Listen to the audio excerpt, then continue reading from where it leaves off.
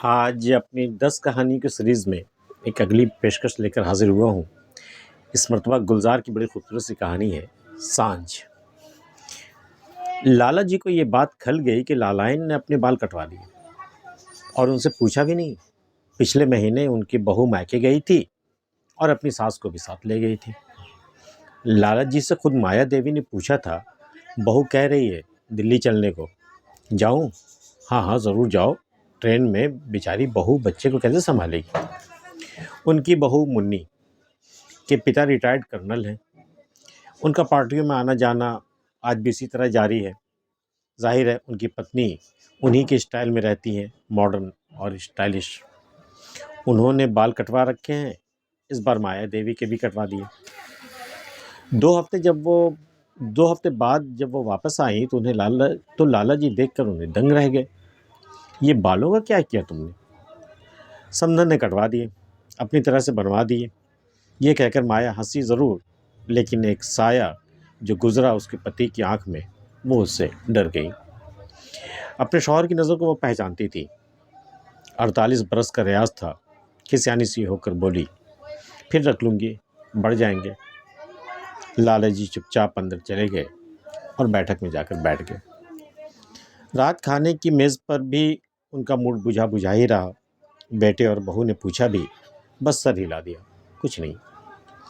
जब माया देवी ने पूछा, तबीयत तो ठीक है ना? तो बोले, तुम्हारे बाल तो बहुत खूबसूरत थे, कटवा क्यों दिए? और तुमने मुझसे पूछा भी नहीं। मनोज हंसता हुआ कमरे में दाखिल हुआ। बाबूजी को अभी तक माँ के बालों की फिक्र लगी है। 70-72 के हो गए, लेकिन आशिकाना मिजाज नहीं गया। मुन्नी जो बड़ी को कंघी कर रही थी हंसकर पूछा, बाबूजी की क्या लव मैरिज हुई थी? नहीं, माँ की शादी तो मेरे सामने हुई, उनके माँ बाप ने करवाई थी। मतलब? दोनों ने घर से भागकर शादी कर ली थी। 4-5 साल बाद जब मैं पैदा हुआ, मेरी पैदाइश के बाद दोनों के माँ बाप ने माफ़ कर दिया और सुलह हो गई। माँ मुझे लेकर जब अपने वालिदैन से मिलने गई तो उन्होंने बाबूजी को घर से निकाल दिया और कहा कि अब बारात लेकर आओ तब लड़की देंगे। तब दोबारा उनकी शादी हुई। लाला हेमराज जी को खाने के बाद सैर की पुरानी आदत। कुछ देर टहलने के लिए बाहर चले जाते थे, लेकिन उस रोज़ वो जल्दी वापस आ गए। इतनी सी बात पता नहीं क्यों भंवरों की तरह उनकी सोच में अटक गई थी। उसे हक कह लो या अधिकार, ऐसा लग रहा था कि उनकी कोई बड़ी कीमती चीज़ चोरी हो गई।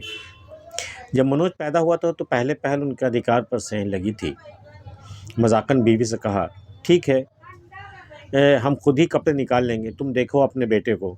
आते ही हमारा बिस्तर अलग कर दिया इस छटंकी भर के लड़के ने।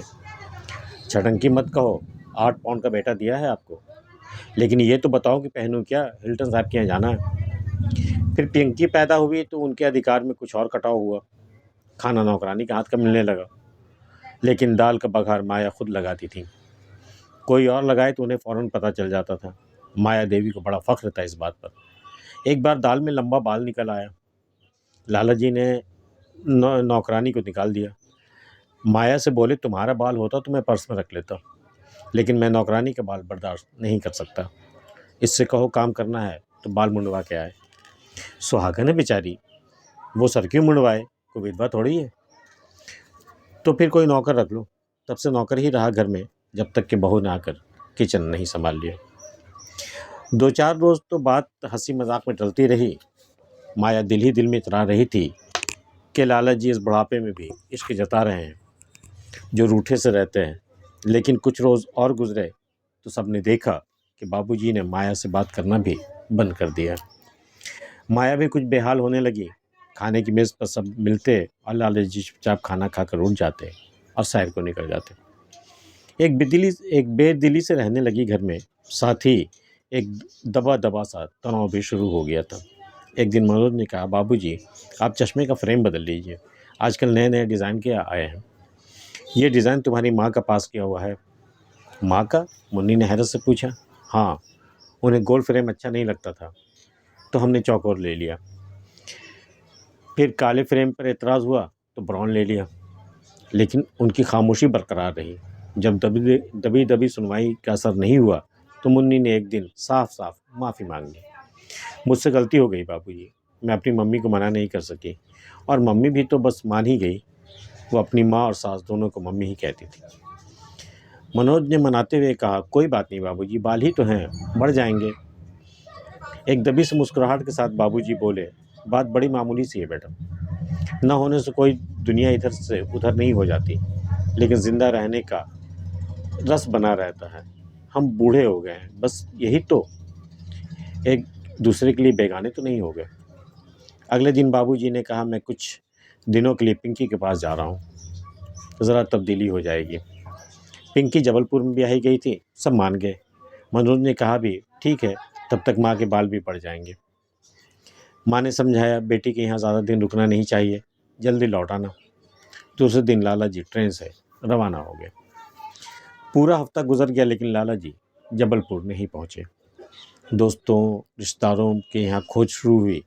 खुदा न करे कोई हादसा तो पेश नहीं आ गया। बहुत मायूस होने पर पुलिस को इत्तला दी गई और अखबारों में तस्वीरें भी छपवा दी गई, मगर कोई सुराग नहीं मिला। अब मुमकिन और नामुमकिन हर तरह के ख्यालात जहन से गुजरने लगे। 2.5 महीने गुजर गए। एक दिन अचानक एक ख़त मिला, बद्रीनाथ के किसी आश्रम से। लाला हेमराज बहुत बीमार थे, उनकी हालत बहुत नाजुक थी। आश्रम के किसी पंडित ने उनकी डायरी से पता लेकर ये ख़त लिखा था। सब लोग फ़ौरन बद्रीनाथ पहुंच गए।